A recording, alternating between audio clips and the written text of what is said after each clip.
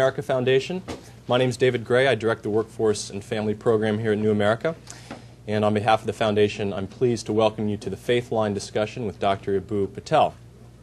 Here at New America, we're starting to do more work on the faith questions of the religious center, on how faith impacts policy, and on how we find issues which unite people rather than divide them. And religion is typically an issue which does, in our world, a little bit of both, doesn't it? Both divide and unite people. And I think there's no issue that deserves more attention in terms of our young people and in terms of our policymakers around uniting people than the issue of religion. Last week, Secretary Rice talked about how the violence in the Middle East, in her opinion, showed the great battle between extremism and tolerance. And too often that divide has often been used to describe people across and between different faiths. But as you analyze the issues around the world, it becomes more and more evident sometimes that divide really belongs between people on different sides and different lines of different faiths rather than between different faiths, and that there are more that unite people of different faiths than might first appear. That's in fact how you might in some ways get a Presbyterian preacher and a Muslim social entrepreneur together on the same stage. So today I'm very glad that we could discuss a little bit about the faith line, and we're just honored that Dr. Eboo Patel could be here to help us walk that line. Dr. Patel is the founder and executive director of the Interfaith Youth Core. He founded the organization to focus on bringing individuals together, young people, to try to foster tolerance and pluralism in the area of faith through social action. He's a Rhodes Scholar and a Ashoka Fellow. His recent book, Acts of Faith, has just been published. We have copies of it after the presentation. We're honored that he could be here to share some of his wisdom with us, followed by your questions. So, Eboo, welcome. Thank you so much, David. The Ashoka people are happy that the word social entrepreneur got used so early. I will, God willing, talk about it a little bit later. So one of the things I realized as I was kind of in college and kind of coming of age in the past 10 years or so was felt like every time I turned on the television, there was some young person killing somebody to the soundtrack of prayer. And it astonished me every time it happened. And one of the things that astonished me most about it was that it felt like some people in the world thought this was the natural course of things. Like young people from different religious communities would just or should just or all they could ever think of to do was to just kill each other. I didn't think that was the case, and one of the reasons is because at the same time as I was kind of watching this happen, and if you think back to the last 10 or 12 years, some of the big events of our time were the murder of Yitzhak Rabin in 1995 by a 25-year-old Jew, in 1999 a rampage through the Midwest by a man named Benjamin Smith, murdering African Americans, Jews, and Asians, and everybody called him a white supremacist, but he was not only that, he was part of something called the World Church of the Creator, which is part of the Christian identity movement.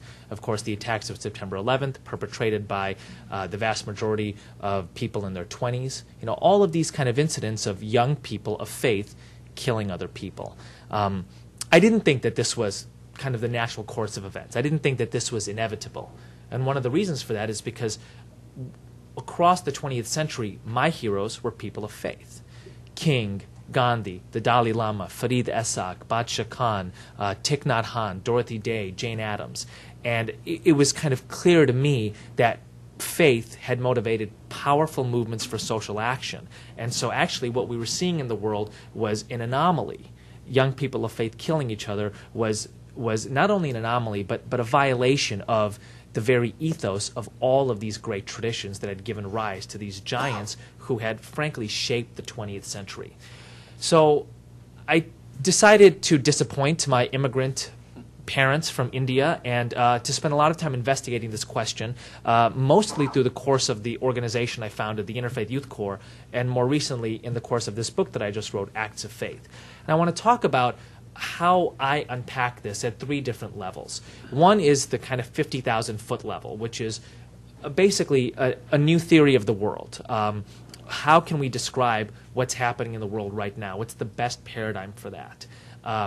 The second level is the 5-foot level, and that is basically what happens at the level of individuals. What happens in these individual stories or biographies?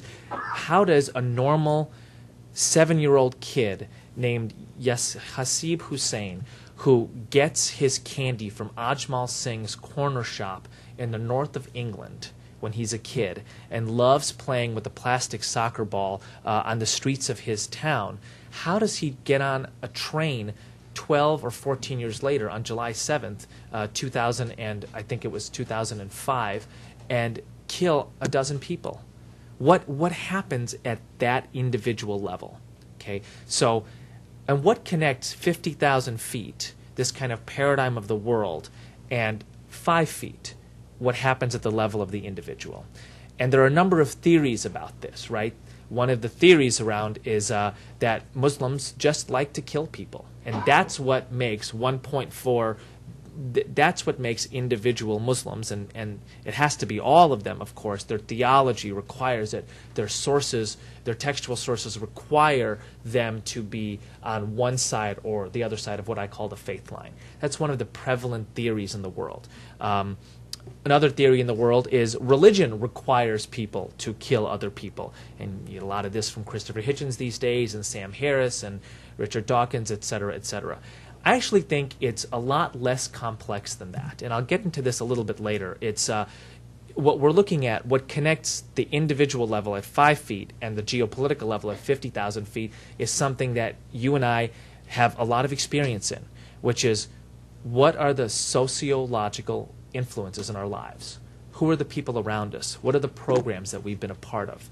And I think that that almost pedestrian, obvious, commonsensical insight explains the vast majority of at least the kind of religious totalitarianism that I talk about in the book that I just wrote. But let me start with the 50,000-foot level for now, which I call the faith line. And I steal this unabashedly from W.E.B. Du Bois's great line of 100 years ago, that the problem of the 20th century is the problem of the color line. Now, the thing I love about Du Bois's line is that it's not he never explains what he means by the color line. And for him, it doesn't necessarily divide white and black.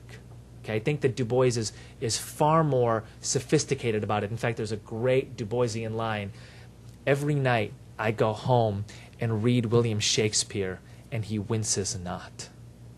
Right? And that's kind of Du Bois's one way of him crossing the color line. Right, which is to say that one metaphor that he uses that complicates the color line. And near the time of Du Bois's death, Martin Luther King Jr. doesn't talk so much about the color line directly, but he doesn't divide the world amongst white and black. I mean, he clearly understands the centrality of the color line, but he says that the world is going to be divided into people who want to live together as brothers or perish together as fools. Okay, and I think that that is much of the 20th century. The better angels of the 20th century when it comes to race were not about one race over another race. The better angels of the 20th century were about recognizing the centrality of race in people's lives and recognizing you had to build societies where people of different races could live together, which is why you have one of the most powerful images of the century coming in 1994 when Nelson Mandela, elected president of South Africa, stands on the stage in Cape Town, and next to him are his white jailers from Robben Island. Okay, Mandela is saying that the color line is not about black over white in a new South Africa. It's about a South Africa for black and white and colored and Indian and everybody in between. Okay. In 1965, the Harvard theologian Harvey Cox writes in a book called The Secular City that two of the main hallmarks of our time are the rise in urban civilization and the demise of traditional religion, and they are closely linked. Well, Professor Cox was profoundly wrong. He wrote another book revising that thesis. He got tenure at Harvard. I guess that's the way it works at that place. The point of fact is that religious identity matters in a huge way in our world, right? And the question is, how does it matter? In what way? And in particular, in a world in which there is deeply felt religious identity and intense interaction between people, the key question is, how are people from different religious identities going to interact? And I think that you've got two basic ways that they're going to interact. And this is what I think the faith line divides. One way I call religious totalitarianism, and the other way I call religious pluralism. Okay? And at bottom, religious totalitarianism and religious pluralism are ideas. And I think that this is one of the great kind of idea struggles of the 21st century, is going to be which of these two win, the idea of religious totalitarianism or the idea of religious pluralism. Quickly, what is the idea of religious totalitarianism? That there is only one legitimate way of being, believing, and belonging on earth, and every other way needs to be suffocated. That is the simple idea of religious totalitarianism. Okay? What is the simple idea of religious pluralism? That you have to build societies where people from different backgrounds can come together in ways characterized by understanding and cooperation. Those are the two of the great ideas in the world right now. You can have religious totalitarianism or you can have religious pluralism. Let me say a couple of semi-controversial things about religious totalitarianism. Terrorism is the most heinous tactic of religious totalitarians, but it is not the only tactic of religious totalitarians. Okay? Here's what I mean by that. If Osama bin Laden and Pat Robertson were in a room together, they would probably tear each other's eyes out. They think that they're opposed to each other. But in the paradigm of the faith line, when you have the idea of one religious community dominating others, and you have the other idea of different religious communities living in some sort of peace and loyalty, Osama bin Laden and Pat Robertson are on the same side of the faith line. And let me tell you why. Because they both stand against the idea of a common life together. Okay?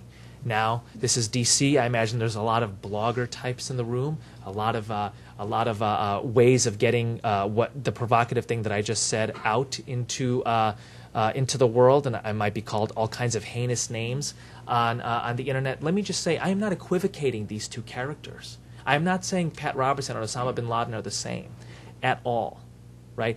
Osama bin Laden is a murderous terrorist.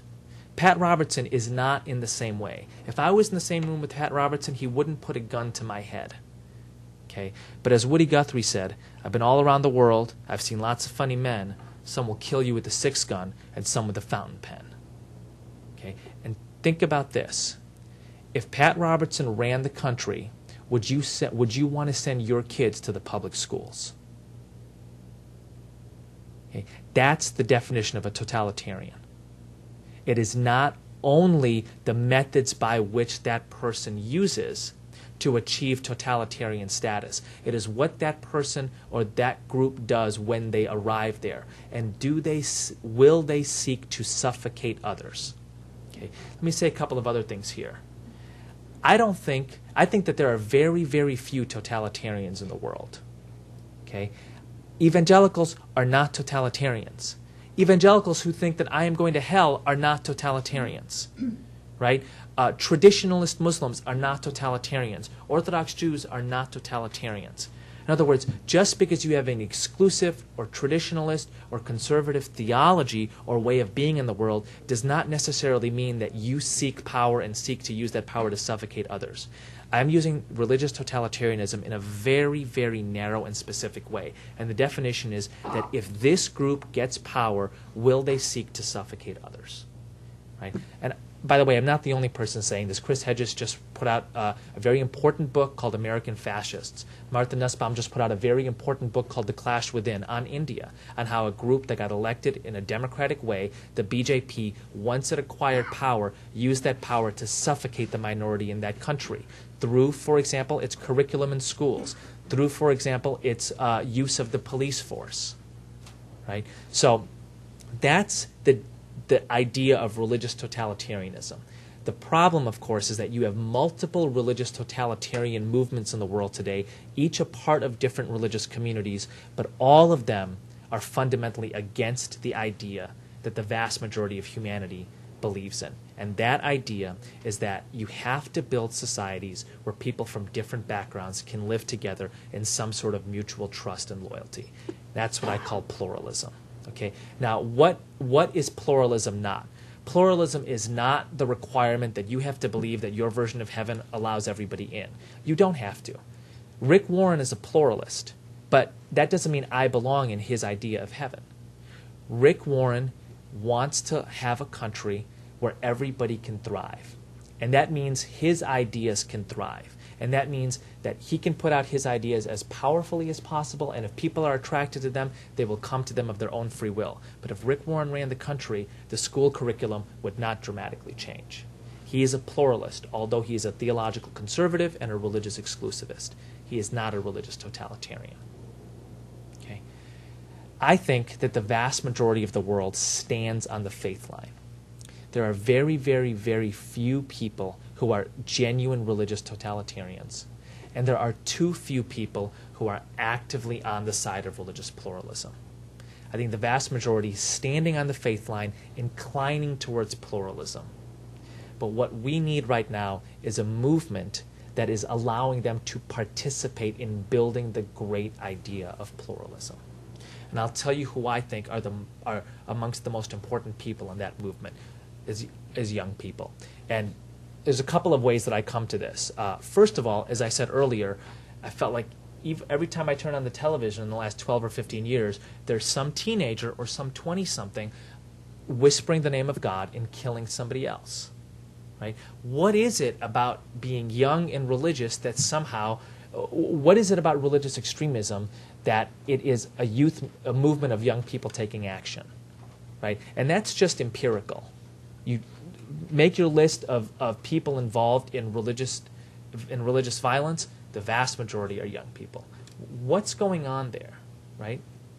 And then let me go back to a point that I made earlier, which is the heroes of the 20th century, King, Gandhi, Dorothy Day, Jane Addams, Thich Nhat Hanh, the Dalai Lama, Badshah Khan. Not only were so many of these people religious in nature, but they were so young when they started their movements. King was 26 in South Africa, in Montgomery in 1955. Gandhi was even younger in South Africa in the early part of the 20th century. The Dalai Lama not even out of his teens when he leads his people out of occupied Tibet into India. So you have two profoundly different stories here, right? One is a movement called religious extremism, of young people taking action, and the other is this movement of young people leading powerful social change movements. Let me say a couple of other things on this. Number one, we tend to see a King or a Mandela or a Gandhi as liberation heroes. And I think that they were. There's no doubt about it, right? But I think the core of their movements, and what matters most to me about their movements, is they were movements for pluralism.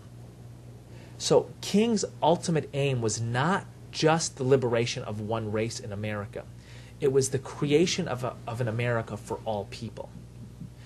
Mandela's ultimate aim was not only the liberation of black people in South Africa, it was the idea of a South Africa for all people. And Gandhi would say over and over and over again, I do not want India to be free if it doesn't live up to the India of my ideals, which is an India for Hindus and Muslims and Sikhs and Jains and Christians. Right? So again, I think you dig a little deeper and what you find is the idea of religious pluralism is at the heart of the most important movements of the 20th century.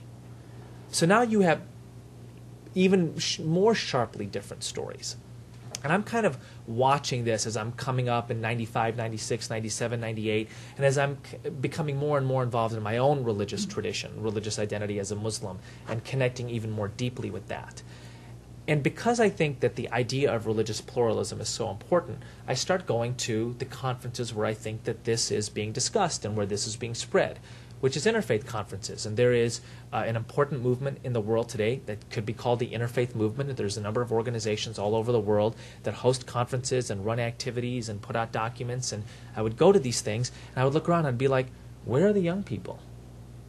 You know, why is it senior religious leaders talking all the time? And why is it that much of what they talk about is what they're going to talk about at the next conference?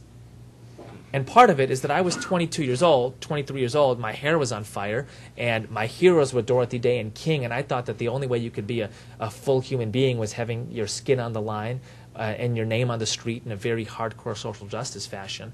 And I still kind of believe that in some ways.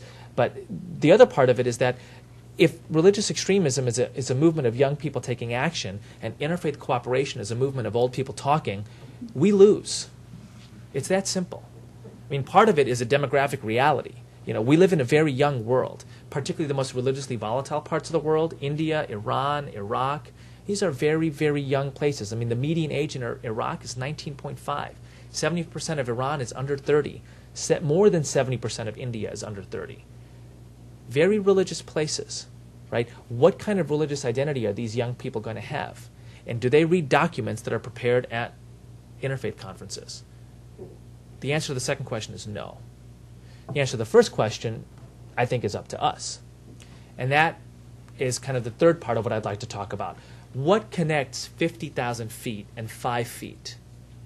Which is to say, and this is kind of the paradigm of the great sociologist C. Wright Mills. How does a person fit into the framework of the world?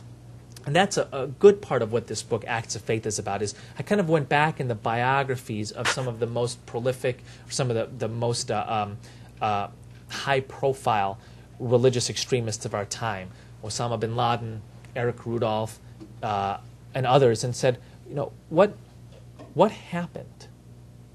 And I want to kind of begin this section with just an insight from Terry McDermott's book, Perfect Soldiers, about the September 11th terrorists. And he begins the book with the image of Muhammad Atta, who was the mastermind of that operation and the only guy in his 30s. He was the leader, not the mastermind. He was the leader.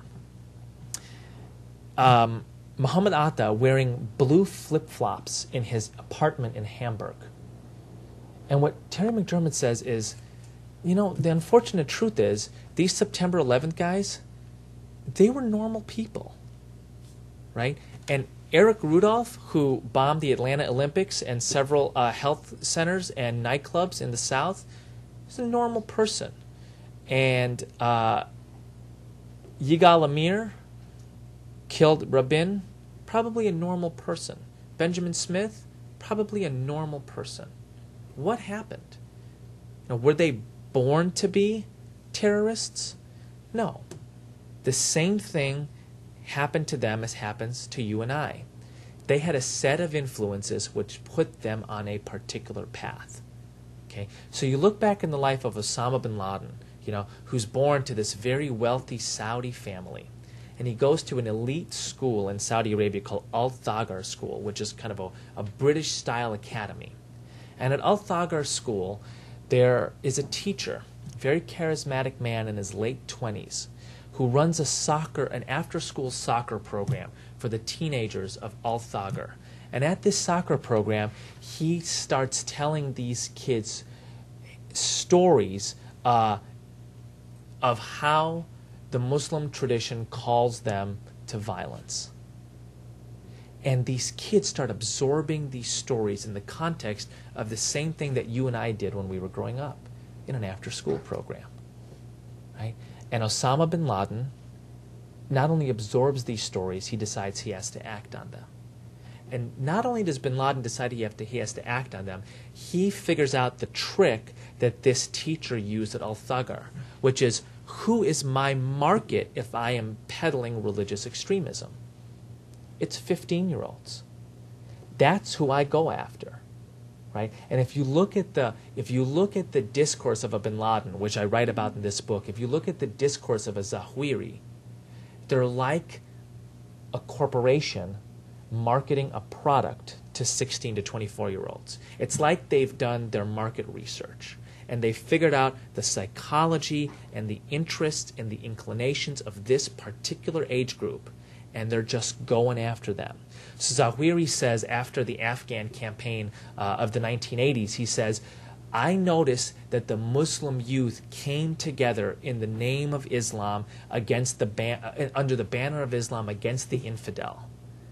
And then you can almost see these guys going, how do we build on this? And that's what becomes Al-Qaeda. Right? Al-Qaeda is effectively a network of youth programs. Right? And the crazy thing about it is youth programs are just that pedestrian. Right? I mean, every school within 5 miles of here has youth programs. Every YMCA within 5 miles of here has youth programs. Right? tell the story of Eric Rudolph along the same fashion. What happens to Eric Rudolph? Eric Rudolph is a kid, grows up in Florida. Parents have some troubles. His mom gets caught up in this kind of weird religious ideology for some time, moves Eric to kind of winds up kind of paying allegiance to a couple of crazy people in the Christian identity movement. At 13 years old, Eric Rudolph is hanging around with guys like Dan Gaiman. The next thing you know, he's carving swastikas into his furniture. He's calling the television the electric Jew. He's writing essays against the Holocaust. What happened? 7 or 8 years old, Eric Rudolph was a normal kid. 13 or 14 years old, a whole set of different influences sending him in a different direction. Right? I'm going to tell one more story here because I think it's just to kind of sing home the idea of just how pedestrian it is, just how kind of you can tell the story of a young person who comes to what I call the crossroads of their identity crisis and starts asking the question, how do I have a coherent identity in the world in which I live? And somebody shows up and hands them what that identity is and says, here's what it means to be a good Christian or a good Muslim or a good Jew in this world. Just tell one more quick story of this. Khalid Sheikh Mohammed, who was actually the mastermind of September 11th. Just to give you a sense of how good these people are at going after young people, Khalid Sheikh Mohammed, when he was at University in North Carolina, was part of a very conservative group of Muslim students. And there was another group of Muslim and Arab students who were less conservative. And in some ways, these two groups would kind of compete over, the new students who would come from overseas to campus, which group would those students be a part of? You know what Khalid Sheikh Mohammed's group figured out? That if you meet the new students at the airport and help them with their bags and get in their ear first, the likelihood of them showing up at your doorstep in the middle of the night is much higher than the likelihood of them going to the other people's doorstep. What do I mean by this? That the problem we face in the world when it comes to religious totalitarianism is not a theological problem. It's a sociological problem. It is not a problem that is inherent to any religious tradition, right? It is a problem that religious totalitarians have built a set of programs and a set of structures that have frankly outbuilt those of us who are religious pluralists. I mean, if you want to kind of be brass tacks about it, they've just cared more than we have over the past 30 years, right? Which is why there are a gazillion websites on the internet built by religious totalitarians going after Christian kids or Muslim kids or Jewish kids or Hindu kids. Right? They have built this kind of array of youth programs from websites to schools to training camps that seek to influence and impact the age group that I'm talking about, 16 to 24-year-olds, and in many cases even younger, and to turn them into foot soldiers for the cause of religious totalitarianism.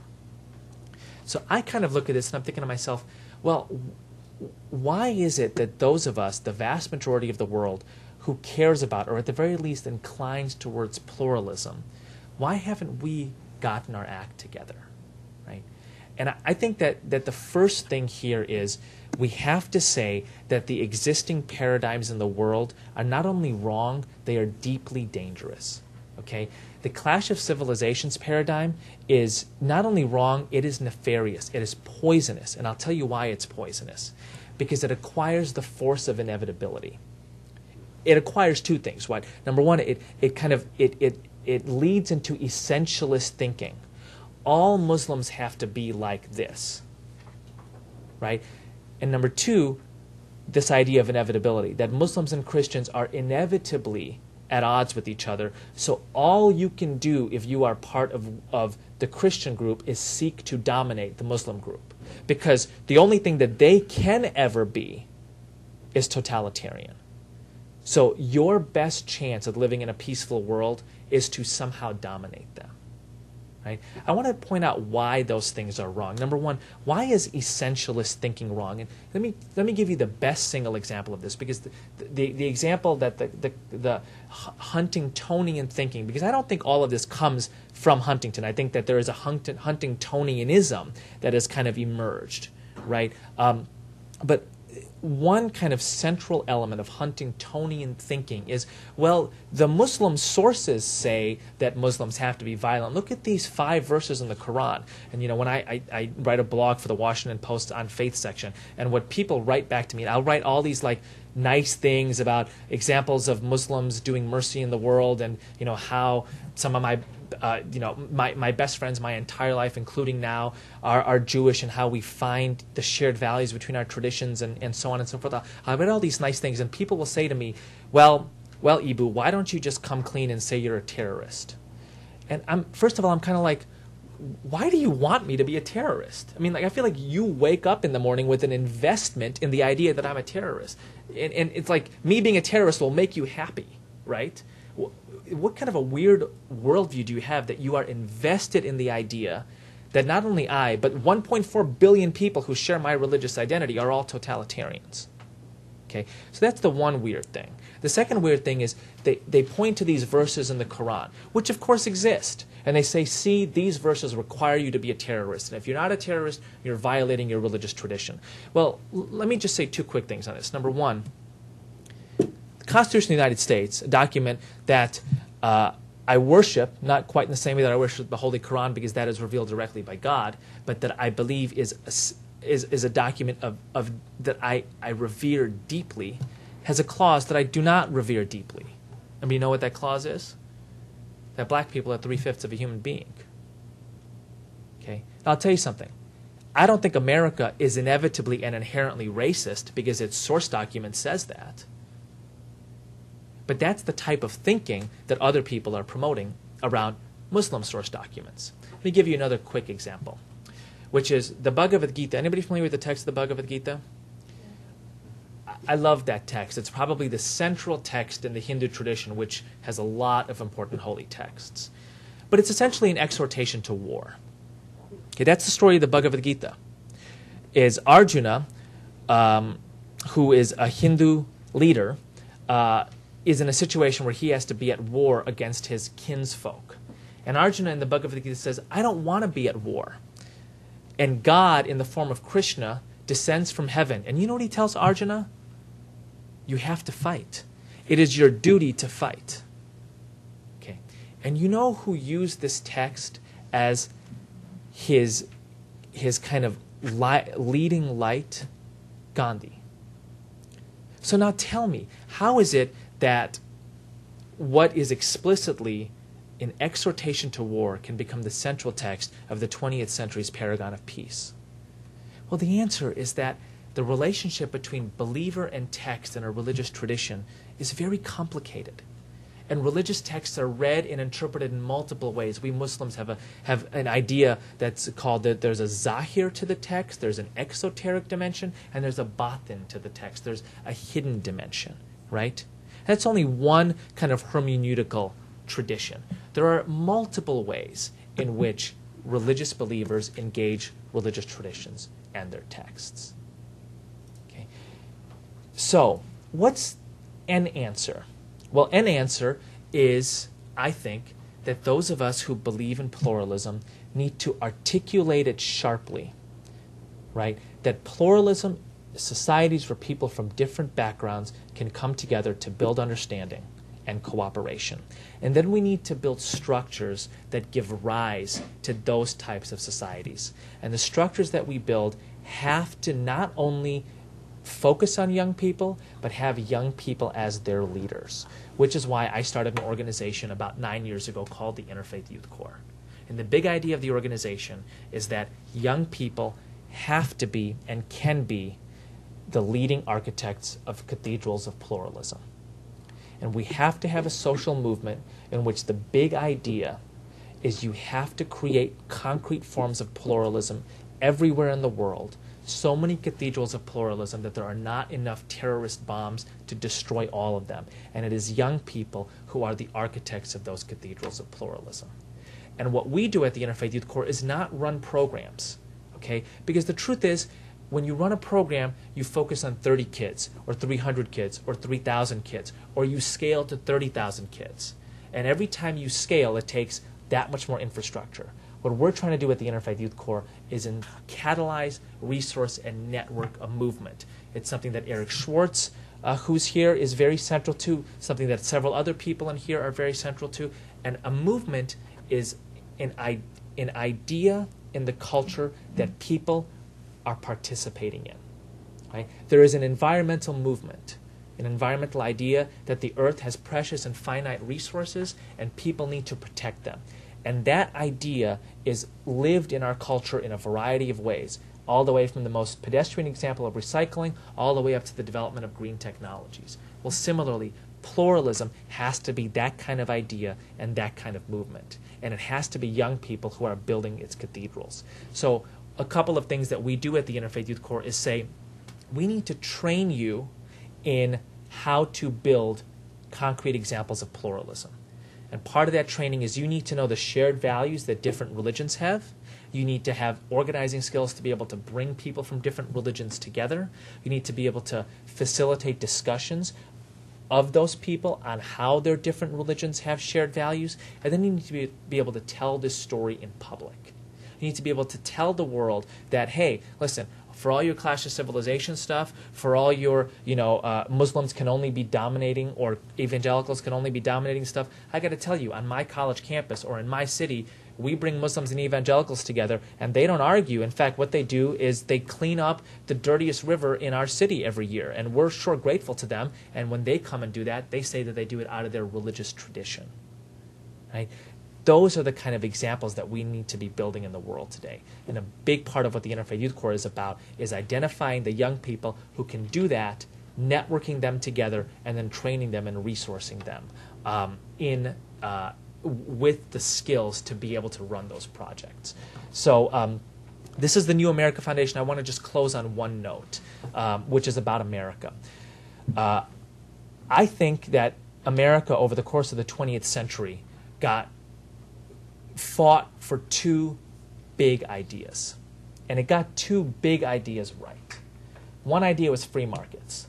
Okay? That people should have the ability to start their own businesses, to develop their own customer base, to be free of everything but a set of basic social justice kind of regulations that regulates workers and hours, et cetera, et cetera. But you should have free markets. You shouldn't have a command economy. The second idea that America got right was democracy. That you should have societies where people can elect their leaders. And we fought for those ideas. Okay? Let me tell you, I think that one of the core ideas of America is so important to the 21st century, and that you can have a society where people from different backgrounds live together in mutual trust and loyalty. It is a core idea of this country. America does not stand for an ethnicity. France does. England does. Germany does. Spain does. Okay? We have this story that America is a country where people from all over the world can come together and participate in its central ethos. It's not just the immigrant society story, although that is a core part of it. It's the story of when Indians and Pakistanis come from their constantly on the brink of war countries, they come to Chicago, they live 4 blocks from each other, and they eat each other's food. Right? When Arabs and Jews come to America, they don't kill each other in the streets of this country. We give the lie to the Clash of Civilizations thesis. This country. Okay? Well, now, almost every society on earth is going to be an immigrant society. I mean, you can almost see, the British gentry in Washington 40 years ago drinking their tea and saying, these Americans and their immigrant narrative. Ha ha ha. Well, those same British gentry are here being like, now tell me that immigrant story again. Because we got a couple million immigrants in our country, and we don't really have a story. We don't really have a national narrative, a myth that helps us understand who these people are. Same with France, same with Spain, same with Germany, same with Saudi Arabia, same with a lot of the Gulf states. Every society on earth in an age of mass migration, in an age of easy travel, in an age of guest workers, are immigrant societies. And we figured out how to do this right in the last 250 years. Right? And I think that we have to get it right in this country, and then softly, with as little arrogance as possible, we have to shine that to the world. And I call that a new American city on a hill. Thank you.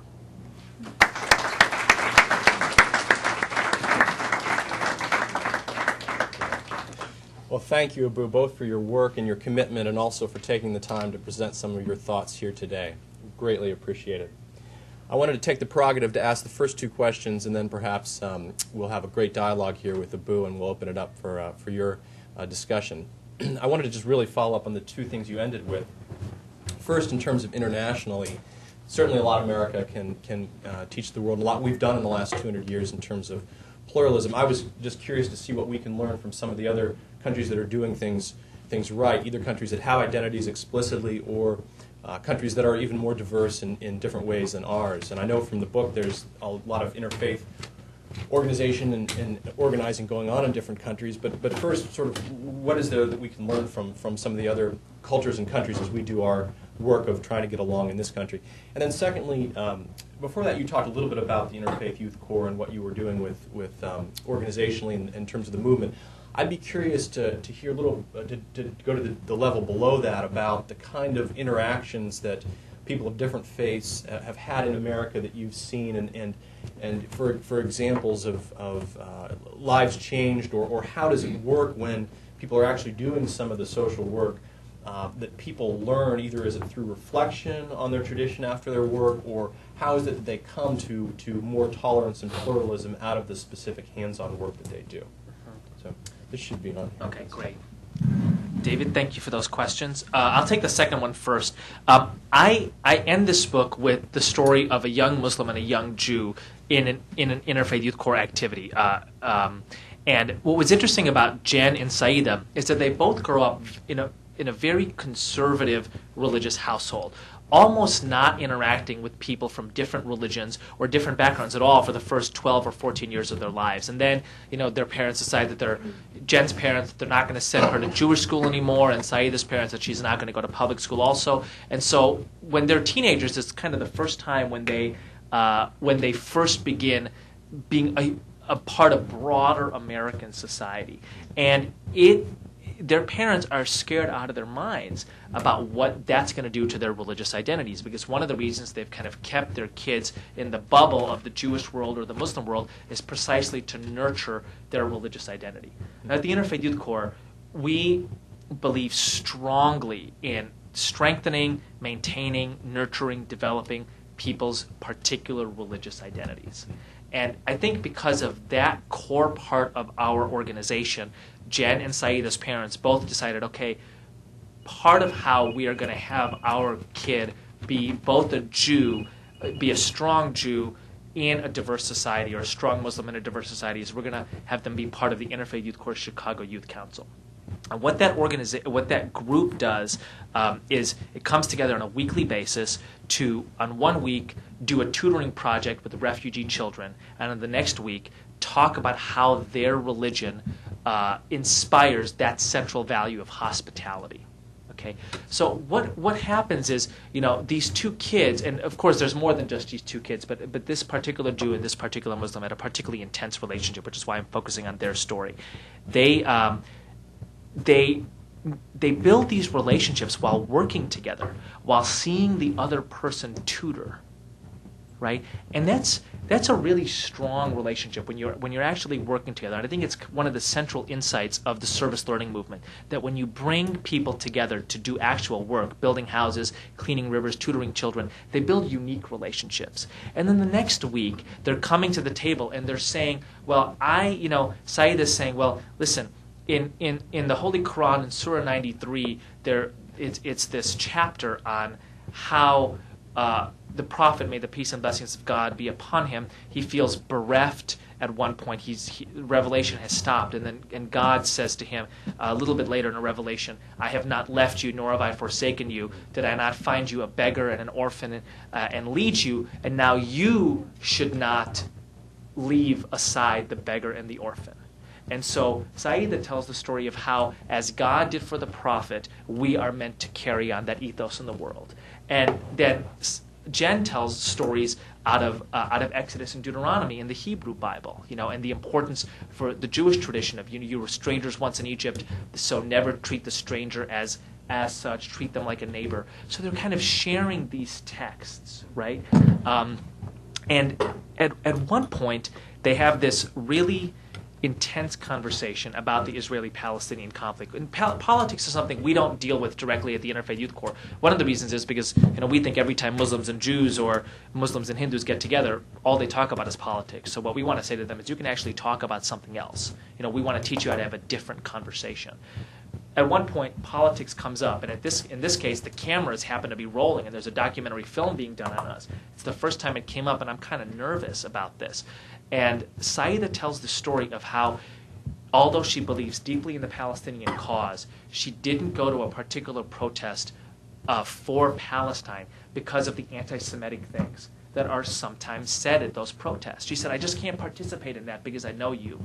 And Jen started weeping and said, there was a Jewish anti-protest of that event that I usually go to, but I didn't go this year either because I can't stand what those people say about Muslims and Arabs, and it's because I know you that I couldn't go. Now, what's interesting to me out of this is neither Jen nor Saida has changed their political opinion, and that's not the agenda of the Interfaith Youth Core, which frankly is one of the reasons that a lot of people from different religious and political backgrounds participate in the programs, in the work of our organization, because we don't have a political agenda. Right? But what's unique is that these young people had changed their opinion about a different religious group through the lens of a personal relationship. What I think else is important is that Jen is now a rising junior at Wesleyan University and has started really important interfaith work on that campus. And that's really the methodology of the Interfaith Youth Core, is that you're not looking at these young people as participants. You're looking at them as social entrepreneurs. You're looking at them as builders. So when I look at the Interfaith Youth Core Days of Interfaith Youth Service, and I'm like, 150 young people showed up, I think about them as 150 more architects of the cathedrals of pluralism. I don't think, we got 150 people cleaning a river today. That's good, but what the most important thing is that those are 150 more people who are contributors and creators and producers of this movement. I was at the Muslim Public Service Network a couple of nights ago, and there's a representative of that here. And I was honest. I said, there's 20 young people in this room, and I'm not coming to educate you. That's not my purpose. My purpose is to try to mobilize you into being participants in the cause of pluralism. And the kind of quick metaphor on this is the most important criticism of a lot of social movement type things is, are you just preaching to the choir? Okay, I have a two-part response to that from the part of the Interfaith Youth Core. Number one, the choir of pluralism is not singing. It's gathered, but it's not singing. And if it is singing, its voice is being drowned out by the choir of totalitarianism. So the first thing we have to do is get that choir to sing. And we have to have it sing in a way that can reach the world and can turn around this idea of inevitability. But the second thing that you're doing is you're looking at each member of the choir and you're saying, you are a possible choir director. And the goal is not to keep you in this cathedral. The goal is to equip you with the skills and the abilities and the insights so that you go off, you build your own cathedral, you gather your own choir, you get them to sing, and on and on and on. So the final thing I want to say here, and I know I'm going on and on about this, is it's interesting. Religious totalitarian movements, with the exception of a couple of examples, these are not state movements. These are civil society movements. Right? And I think that we exist right now in the civil society moment of global history. And this is really pleasing the Ashoka people in the room. I'm speaking from your notes here. And there's a lot of reasons for it. I mean, the civil society is effectively the empowerment of individuals and groups and populations. That's what it is. Okay? Al-Qaeda is a civil society movement. Every damn state on earth is after these people. How have they built a civil society movement so strong that it can withstand all of these states that are after them, right? So how do we build civil society movements? How do we build movements that inspire and mobilize and train young people or all people to, in the forms of their own life, be building the idea that we care about, which is pluralism. But there's a number of things that are kind of coalescing that make this the civil society moment in human history. One is the internet. The other is the ridiculous amounts of private money floating around the world that are going to quote-unquote causes. And let me tell you something. Al-Qaeda was not built on bake sales. It drives me berserk when foundation program officers are like, well, I can give you a $20,000 discretionary grant. I have to be polite to those people. But I'm kind of like, Osama bin Laden just cut a $20 million deal. And he does it every day. You expect me to build, us to build a movement based on these like discretionary grants. When are we going to get it right that totalitarianism is built on money and pluralism is built on money, right? Again, a civil society insight. We're not talking about the state increasing taxes to improve its army. We're talking about private foundations investing in a particular civil society idea. I forgot your first question. You might not want to go there. It's all good. I think you touched on it. It had to do with international, and there's a lot that I gleaned from that. There's different layers to this. It's so interesting. There's this Harvard, or this Stanford and Winnipeg study on Friday about how individuals, older children, often score best on standardized tests than younger children because they end up, and the factor they gleaned out was that they ended up tutoring the younger children. And the key takeaway is that you learn information the best by teaching it. And so much it's so interesting. One of the criticisms of potential pluralism is you water down one's own religion by interacting with others. In fact, it's the opposite. What I've experienced, frankly, as a pastor, and what I'm hearing, Eboo, from your experience, is that when people share their individual faith stories with someone from another faith, they're forced to go over those stories in their head, and they end up internalizing it better, learn them more deeply, and develop a stronger identity for themselves through that interaction, which I think is so interesting. Let's open it up now for questions. If you raise your hand, identify yourself, and we'll go. Please. Hi, I'm Dina Truman with the American Jewish Committee. And you talked a lot about common values of religious religions, and you talked about that with kids. And you call your book Active Faith. But I was wondering how much you think it matters whether religious leaders like Osama bin Laden and Pat Robertson actually believe in their own religions, or whether the people on the ground, maybe terrorists and suicide bombings, actually believe in that faith and or whether, the idea of like imagined communities, religious communities, whether it's just a justification or motivation for violence. Okay, let me try an answer which pretends that I fully got your question. I'm not sure I fully did, but let me see if this. I think that there are plenty of deeply religious, knowledgeable faith leaders who clearly believe in pluralist, in understanding of their tradition, which leads towards pluralism. Okay? In America, we're blessed with many, many of them. In fact, one of the hugest blessings in America is that we have a relatively critical mass of very senior Muslim religious leaders who are respected all around the world, whose understanding of the Muslim tradition is one which gives rise to pluralism. Right? I think what we need is to have that vision heard more, number one, but number two, and maybe even more importantly, is we need to have a movement behind that vision that's building the structures to it. So at some point, the vision of pluralism cannot just live in a document. It cannot just live in a song. You have to have actual programs which are nurturing the ethos of pluralism, which is why I go back to the kind of pedestrian examples of how the religious extremists that we know of in the past 10 or 12 years were nurtured. They were nurtured through the very kind of hands-on soccer league type youth programs. And I guess what I'm saying is I think that the vast majority of religious leaders on the planet buy into pluralism. I think it's useful for them to be sharper in their articulation of it. But, the poor Dalai Lama is going to go hoarse if we keep on making him say this. A man has said this a gazillion times, right?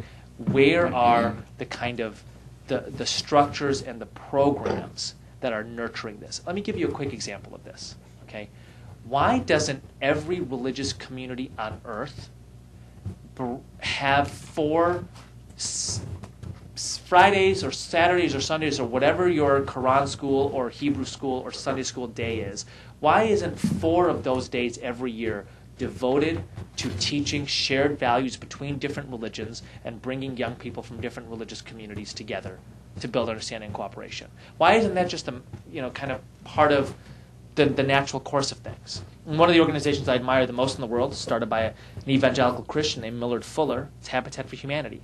And in my mind, Habitat for Humanity's greatest impact is not just in its building of houses, but it's in the fact that Habitat for Humanity changed the way that churches in America operate.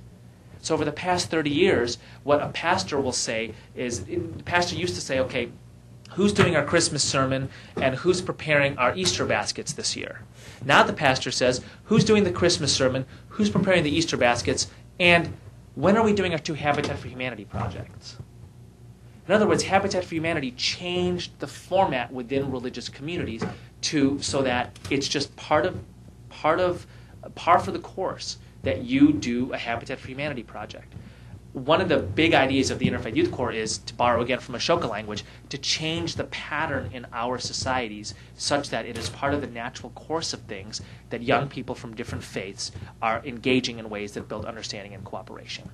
Now, American Studies has attempted this around race. I mean, think about the huge infrastructure in racial harmony that's been built in the past 50 years.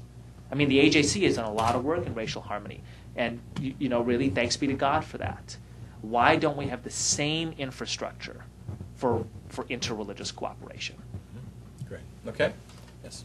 Hi, I'm Jenny Pasquala from the Civil Rights. I owe you an Women's email. Office. Yeah, we can chat. Okay. But I personally am really involved in interfaith work here in DC and have thought about some of the things that you said here. And I have a couple questions. First of all, I attended the Christmas Eve service this year at the National Cathedral and was very impressed because Bishop Chain there did an interfaith sermon, talked about the importance of interfaith work at Christmas Eve, but usually people are just telling the same birth story over and over again. How do we get these? You usually see these interfaith dialogue a lot among the top religious leaders. How do we get that down into the churches of Middle America? How do we get them to look up to these top leaders and get them to say, I need to be talking about this in my religious centers? And also, do you have any thoughts about how we can build education about religion into curriculum, perhaps history classes? Okay. Professor? That's for both of you. Right. I'll handle the first one. Well, there is, just quickly, in terms of churches, there is a fair amount of committees on interfaith springing up on most denominations. I'll just speak from the Protestant standpoint, and in terms of the Catholic community around Georgetown as well as a Catholic institution. So that, for instance, that church, that university, a Catholic institution, is invested heavily in interfaith work. But different denominations have committees springing up that focus on interfaith work so that they start the dialogue. And I think you see sermons increasingly. It's just, it takes time, and if everyone you're talking to is has a certain expectation for what they're going to be hearing, it takes a little while to sort of move it, but the ships are starting to move in that direction. Wait. Well, let me first of all, I want to thank you and your office at DHS and your secretary for affirming publicly that America is a country for all people. Right? And I think that one of the things that we have to be doing over and over again is to say America is a religiously plural country. That's who we are. I mean, Benjamin Franklin, he once said that if the Grand Mufti of Constantinople wants to come and preach in America, I will give him a pulpit. I mean, this is 250 years ago, right? This country from its beginnings was meant for all peoples. And I think Secretary Chertoff, particularly in his congressional testimony, sounded that. And the more that we articulate that as the identity of America, the more important I think that is. How do we get this in schools? Well, let me give you a great example of this. You can Google this. Modesto, California did an experiment of having religious education, non-confessional religious education in a public school system. And it's a very religiously diverse area with a strong presence of evangelical Christians, and everybody at the end of the day thought this program was great. Because part of what it did was help the kids who were religious in that school system reflect on their own religion, learn a little bit about other religions, but it also opened these kids up to the world. I mean, there's a great story of James Baldwin, who's one of my favorite writers, and in a lot of ways, this book, Acts of Faith, is, if there's kind of an intellectual light of this book, it's Baldwin. And Baldwin is finishing a book in a Swiss village in the 50s or 60s, and he realizes something, that not only is he the only black person in this Swiss village, he's the only black person that these Swiss villagers have ever seen. And they kind of come up to him, and they touch his skin, and they touch his hair, and they ask him what he eats, and they ask him if he sleeps. I mean, they're trying to figure out, like, what are you, right? And Baldwin ends the essay called Stranger in the Village with the line, "The world, once white, is white no more, and will never be white again." Okay. The world, once Christian, is Christian no more, and will never be Christian again. The world, once Muslim, is Muslim no more, and will never be Muslim again.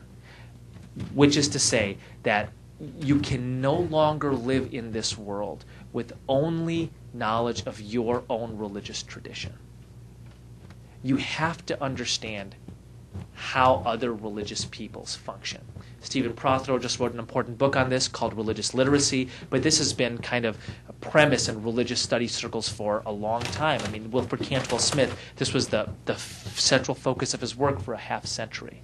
Right? So I think that this is happening, and my suggestion is that we do that. The question is, most people can get over the issue of should we do this? Okay? The truth is we can do it. There's a Supreme Court verdict that says you should teach religions in public schools. Okay, this was from 40 years ago, 1963 or 64, I think. The question is, how do you do it? Our suggestion at the Interfaith Youth Core is you do it around shared values. In other words, you don't do it theologically. It's not that Muslims believe this and Christians believe that. You don't do it politically. You do it around, here are 6 shared values that all religious and cultural traditions hold in common and approach in different ways. And they can be mercy, compassion, hospitality, charity. Choose your 6 values. But I promise you, you will find rich stories and scripture and heroes and poetry and philosophy in any cultural, national, and religious tradition on earth that speaks to those values. So that would be. Thank you. Thank you. Okay, gentlemen. I'm Jed Schilling with Millennium Institute, and I want to make a comment that I'd like your comment on, because I really appreciate your approach. But if you go back in history through the Middle Ages in Europe, where you had the religious wars among different Christian sects, which helped contribute to the United States, because lots of the early settlers were escaping religious persecution.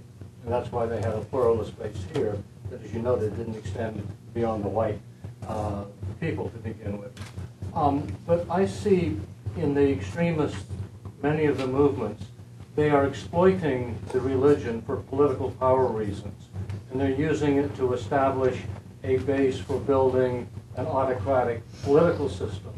And in the way that they function, they often don't follow the writ of the religion that they are purporting.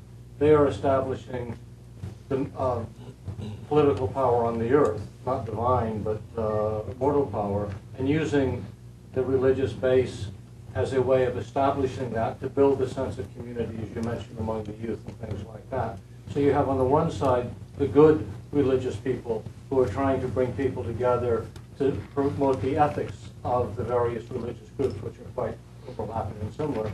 And you have certain alpha male dominant types, or alpha females in some cases, who use this and exploit it to establish power because they can build the base. Now, we saw earlier in this century social movements like communism and stuff kind of were used in this basis. Now, as they've deteriorated, we're seeing a resurgence of the religious movements. And even some of the extremists in the United States, fundamentalists, are trying to use their religious base to establish dominance of their views and their personal values over the rest of the society, being resisted so far. But do you see this as individual personal power also exploiting the religious base to build up a power base? Yeah, I mean, I feel like you could go to Memphis and just give my speech. You know? I mean, because effectively you've drawn the same line that I've drawn, which is between, you call them good people, I call them pluralists, and you say that the quote-unquote bad people, that what defines badness in this case is the desire for political power, which I call totalitarianism, because it's not about theology, it's about their desire to suffocate others. Their personal, yeah. So, Okay. thank you. By the way, I admire the work of the Millennium Institute. I used to know Gerald Barney. I'm not sure if he's still there, but No, he's retired 2 years ago. I'm the chairman of the board now, and we're continuing the work. okay, good. Great. Yes, Blake. Hi, I'm Robin Hickey, and I'm an educator and have a program called schoolbizmatch.com, and we put schools, public and private, together with the business and community organizations. And in fact, Youth Venture is part of our program. As an educator and a former government employee, we separate church and state in America, which may or may not contribute to what's going on today. But I can't help but come up, I mean, it's a variation of this gentleman's question, with that theme. That's why we sort of are able to develop our people in a way without a bias, as opposed to some of the programs you're talking around, that occur around the country. Do you see anything that would unite all of the youth development programs that we have, any kind of mechanism, any kind of theme, any kind of magical way in your experience, which your concept is terrific, so that the youth, perhaps with service learning, are cared for more? In other words, we have mega programs in every state, locality to develop youth. Youth build, I mean, everything is Showcase, Youth Venture. If there's any way to unite them or attract it so they grow, I mean, through maybe not religion. I guess that's my question. Okay. Because I think you used the word. I think you used the word magic. I have no magic. I also don't have an idea that fits your paradigm. Which is to say, I mean, I have no grand empire building, all youth programs idea or strategy. I do want to just mention one quick thing about religion. I'm not particularly interested in this argument right now. I just do want to point out that you use the language. One of the reasons that we don't have bias is because we separate church and state. Just pause and reflect. We don't have bias, and we separate church and state. I think I'm not sure the first part is true. The second part is true.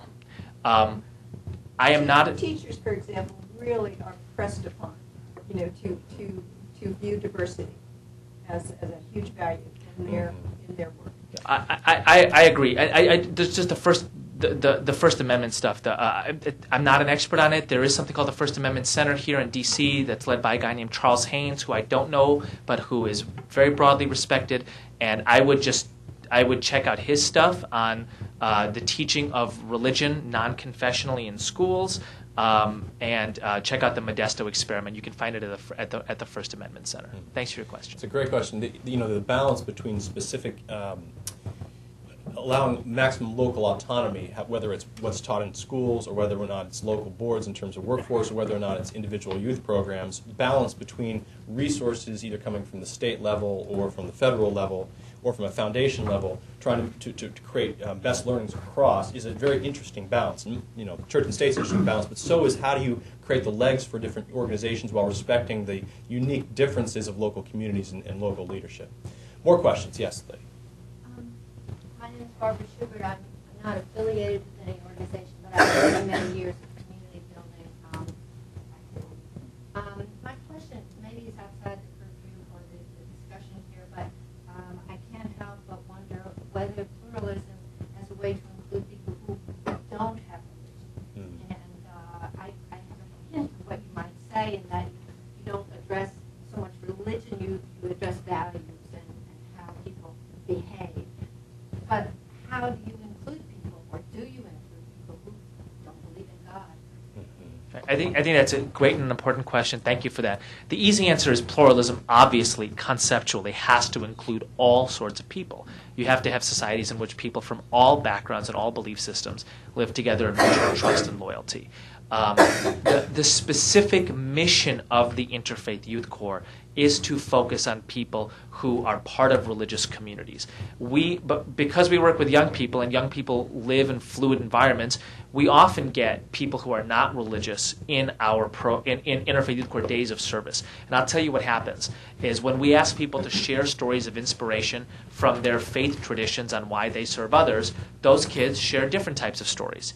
But everybody has stories of how they're inspired to serve others. right? A lot of our discourses, how does Judaism or Islam or Buddhism inspire me to serve others? Those kids still tell stories of their families or their nations or their ethnicities and how those inspire them. The reason that we focus specifically on religious pluralism, there's two reasons. Number one, because I think the great danger right now is religious totalitarianism. Okay, that's the first thing. The second thing is because, frankly, there's a ton of great diversity programs out there. A ton. I mean, you mentioned that. The educator earlier mentioned that. There are very, very few diversity programs that focus on religious diversity in young people. So if we don't keep our mission straight, even amidst a whole bunch of pressures, people saying, yeah, but religion is controversial, and a set of very important questions that I'm sure many people have in this room, we still think it's important to keep the ship on course and engage religious pluralism, primarily or particularly because there are very few other organizations directly engaging that. It's really interesting just demographically. I think after Christians and Muslims, I think similar to numbers of Hindus, I have to look at it, but worldwide the number of people who would identify themselves as non-religious or atheist, I think maybe the third largest group. It's a pretty large group, and as people become more identified, a little bit more strongly with their own religious faith in a variety of sectors for a variety of reasons, I think one sees people who are not religious seeing that as an identity even more strongly. Whether there are lawsuits on the Ninth Circuit or whether there's now someone identifying in Congress more specifically as an atheist intentionally, or just people feeling like identifying that way. So as the movement broadens, it's just interesting for a number of reasons to think about how one includes people who have identified themselves as more broadly or non-religious. I think it's a good question. So more questions. Yes, the lady. I'm Meg Clifford, and I work for Meridian International Center, but I also volunteer on the Unity Walk here. Mm-hmm. And I'm working on the outreach committee, and I hear your arguments about getting out the word to youth. How do I catch their attention? How do I compete with all of the other things that could be attracting them? And how do I hold on to that attention? Because it would be a great boost to that event or other interfaith activities to get them. So what kind of strategies do you use to get in contact? I'll be with you again on September for the Unity Walk again this year. It is. You do a great job on it. So I think and you do a good job of Eric getting and the work Jenny out. are also working on it. So Right, and it's good to but- see you again. Yeah, and then thank you too.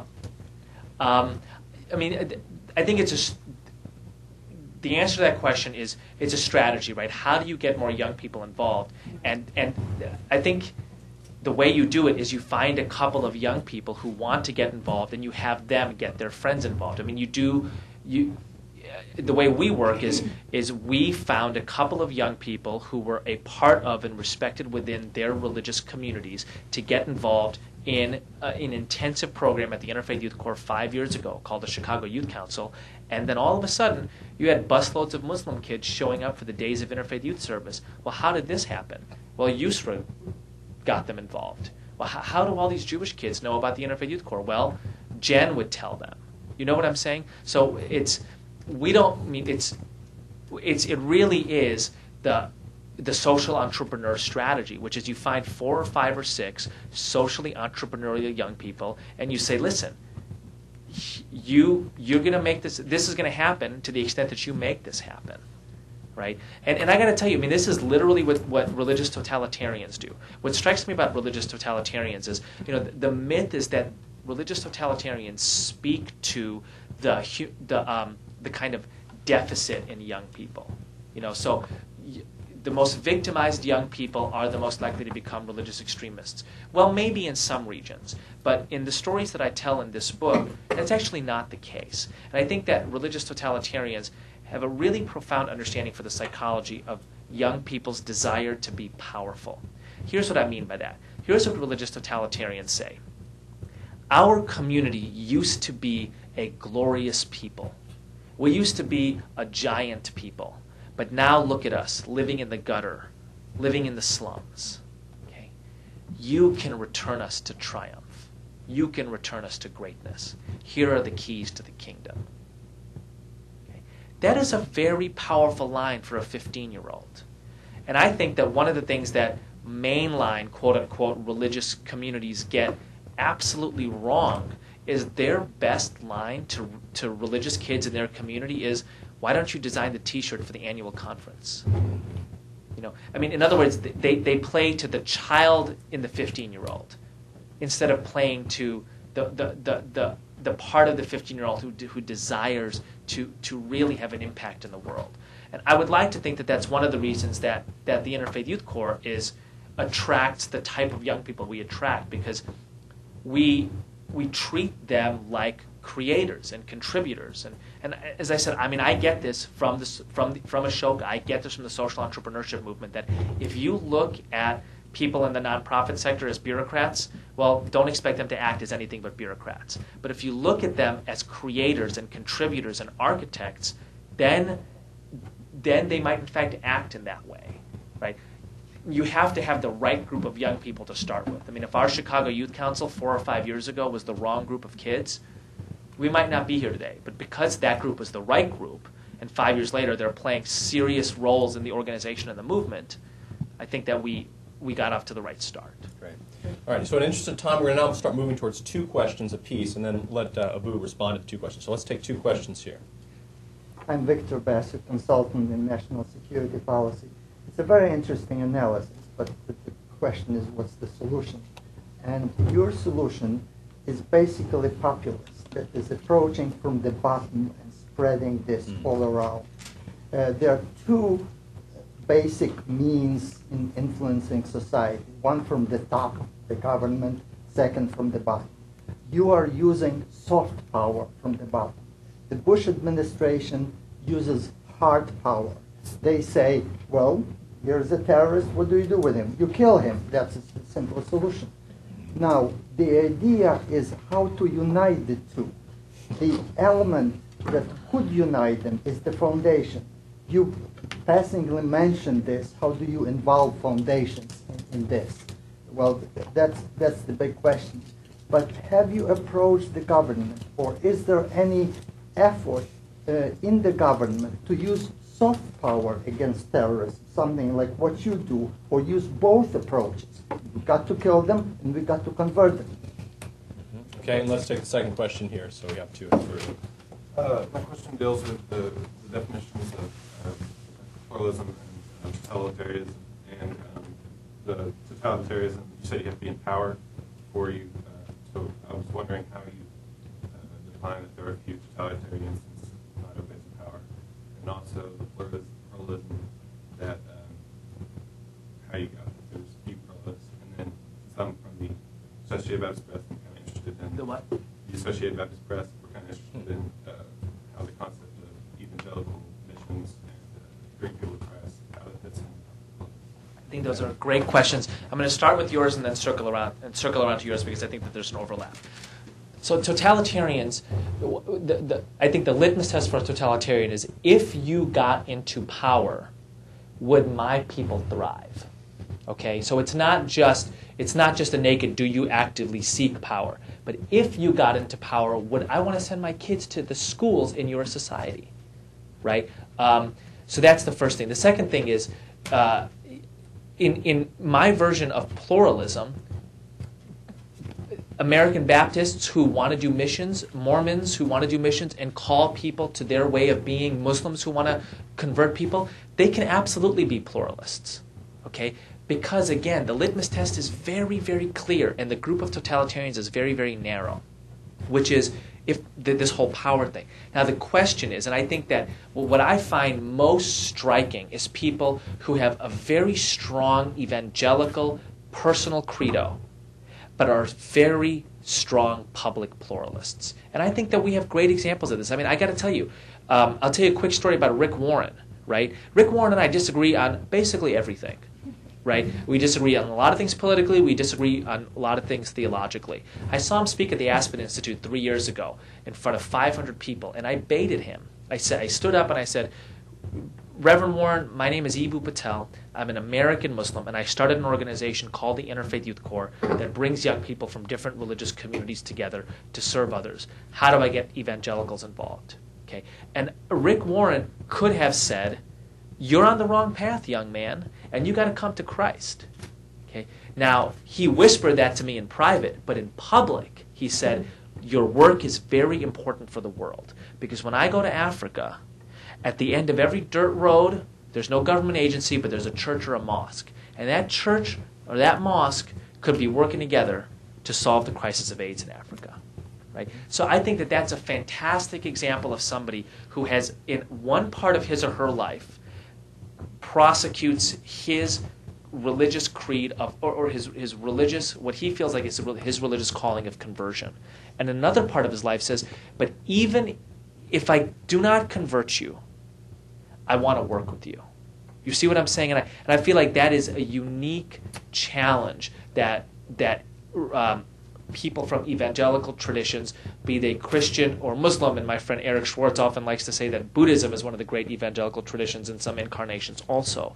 But that's a fascinating challenge. And the one thing I have to say is, you know, when I bring this up explicitly, people, particularly of liberal theology, say, but how can you work with people who want to convert you, who don't fully believe in who you are, who don't think you're going to heaven? And I'm like, well, don't ride the bus, you know, don't go to Starbucks, don't come to the New America Foundation, because I promise you there are people in this room who do not think that you are going to the same place after we die. But the truth is, we make it work, and that's beautiful. That's American pragmatism. You know, it's Fitzgerald's great line that the mark of the intelligent person is to have two opposing ideas in his head and still continue to function. And now a guy like Rick Warren is sophisticated enough to look at me and say, I want to convert you, but the chances of that are slim. So I have to have another way of engaging with you. Right? And it's the ability to have both a grand narrative and to think complexly, in a complicated fashion, that's important. Let me quickly talk about pluralism and your point. Okay, on the top-down, bottom-up stuff, I actually think pluralism should be government policy. And here's what I mean by that. I think that pluralism is not just this soft power thing. I think that it is a huge national and global security issue. My friend, the hard power man himself, Hadi Amar, and I are looking at I use that facetiously, are talking about writing a paper on this. But I think that we should, if you look at conflicts in the world over the past 25 years, what you're going to find is not a ton of state-on-state conflict. What you're going to find is a lot more ethnic and religious groups within states and within regions in conflict. Okay, so what does that mean? That means pluralism is not this kind of nice, foofy thing for liberal theological types to do. Pluralism is, if that country doesn't have a creed of pluralism, there's a chance it's going to implode. So what is pluralism? How would you articulate it for a kind of government policy? It's three things. Number one, is there respect for identity in that society? Are people from different identity groups in a society, do they feel treated fairly? Okay, number two, are there relationships between different groups in a society? And number three, is there a commitment to the common good? I would submit to you, and this at this point is semi-half-baked, but those are three key components to pluralism in a policy sense. And I would say that if the U.S. government looked around the world and said, societies that have these three things stay relatively peaceful, and societies that do not have these three things, okay, witness Iraq, witness what happened in the former Yugoslavia, witness what emerges in Lebanon every so often. Those are societies that are in danger. And societies that are in danger not just to themselves, but to everybody. So I actually think it's both things. I think that it should be government policy. And what I mean by government policy is that we should look at the world just as we look at the world through, in part, a human rights lens and a part of free speech lens. Do these countries have free speech? Do these countries have human rights? Do these countries have pluralism? And it's not just a nice thing, it's a national security thing. But you can never underestimate the power of civil society these days. Right? Just, I mean, in a world in which 8 people can make a difference in a positive or a negative way, it cannot just be an articulated government policy. It has to involve, it has to be like the environmental movement. It's got to be a big idea that a lot of people are trying to put in the culture. Eboo is being, let me kind of stop it there for a second. I'm sure there's a chance to dialogue a little bit more because we are out of time. Eboo is being a little bit modest. He's been called in high levels of government to consult on this very issue. Because we're at 11:30, I do want to respect people's time. If there are 2 brief questions, we'll take them for Eboo, and then we'll end, and I'm sure there'll be a chance to dialogue to the extent you've got. And there are books outside if people want them just to. That's right. That's right. So, do you have a question here? Al Milliken, affiliated with Washington Penn Rise. I was curious what position you take or advocate regarding religious texts, particularly in the public sphere. If someone's pledging to uphold the Constitution or speak the truth in a court of law, does it make a difference what text they use, particularly if the text may advocate lying in certain circumstances when dealing, say, with an infidel or with a pagan? Okay, so Reed, should Muslims be able to use the Quran to swear in public office? Because that's what you're really talking about. Well, and even more significantly, I think, in a court of law, if they're vowing to speak the truth, when their religious texts say they may be able to lie in certain circumstances. Right. Thank you for that pointed question that we Muslims would call, there's a batin, there's a hidden meaning to that question. So the practice that you're talking about is a practice called taqiyya, a practice that my Shia brethren have used throughout time in order to what we call dissimulate. Because at times when we have felt marginalized and oppressed, we were allowed by our religious leaders to not call ourselves by our true religious tariqah, our true religious path, in order to protect ourselves. It is not lying. It is a religious opportunity for self-protection. I do not view it as an opportunity or an excuse to lie in a court of law.